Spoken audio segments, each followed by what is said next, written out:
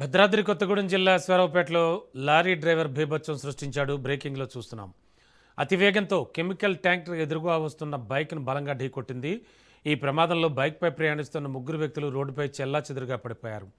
తీవ్ర గాయాల పాలైన ముగ్గురిని స్థానికులు వెంటనే అశ్వారావుపేట ఏరియా ఆసుపత్రికి తరలించారు. అయితే వారి పరిస్థితి విషమంగా మారడంతో మెరుగైన వైద్యం కోసం కొత్తగూడెం రిఫర్ చేశారు. క్షతగాత్రులు ఆంధ్రాలోని దర్భగూడెం ప్రాంతానికి చెందినవారు కావడంతో ప్రమాద విషయం తెలుసుకున్న బంధువులు వారిని జంగారెడ్డిగూడెం ఆసుపత్రికి తరలించారు.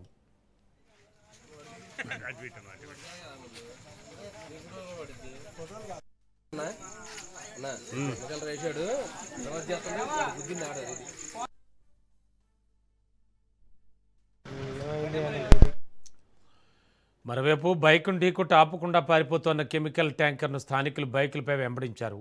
అశ్వారావుపేట రింగ్ రోడ్డు వద్దకు రాగానే తప్పించుకునే క్రమంలో లారీ డ్రైవర్ ట్యాంకర్ను పట్టణంలోని మున్సిపల్ కార్యాలయం రోడ్డు గుండా అతివేగంగా పోనిచ్చాడు. ఈ క్రమంలో ట్యాంకర్ లారీ ఒక్కసారిగా గాల్లోకి ఎగిరి రోడ్డుపై ఉన్న కరెంటు వైర్లను తెంపుకుంటూ దూసుకెళ్లింది.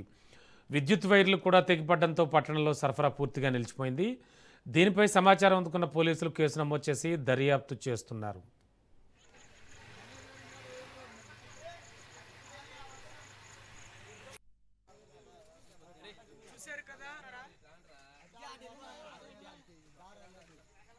అశ్వారావుపేట విజయరాజు ఫోన్ చేయండి ఒకసారి.